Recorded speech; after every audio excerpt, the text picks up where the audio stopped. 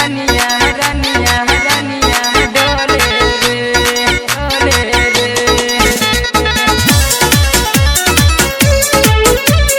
रनिया रनिया रनिया रनिया सपना रिकॉर्डिंग स्टूडियो रावतगंज।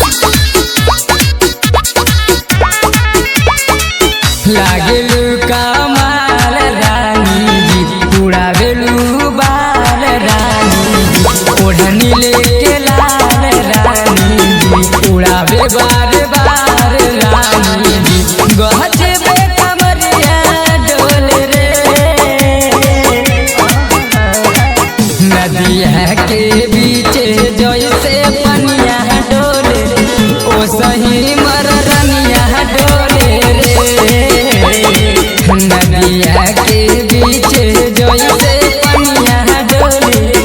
ओ सही मर रनिया डोले रे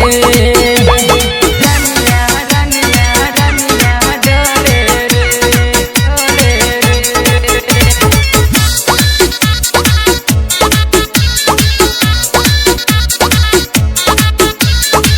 म्यूजिक बाय अमन रॉक।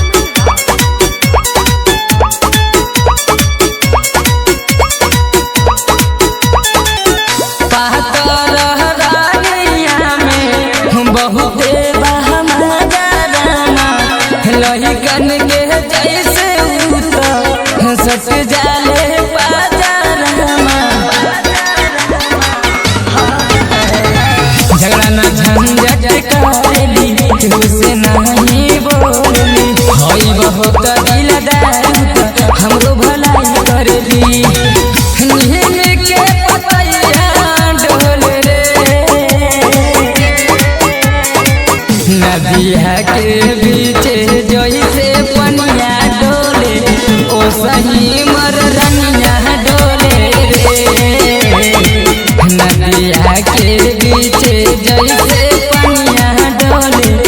ओ सही मर रनिया डोले रे रनिया रनिया रनिया डोले रे डोले रे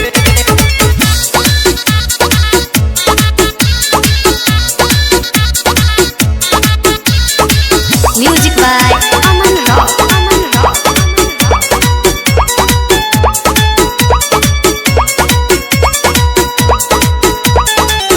जब खिस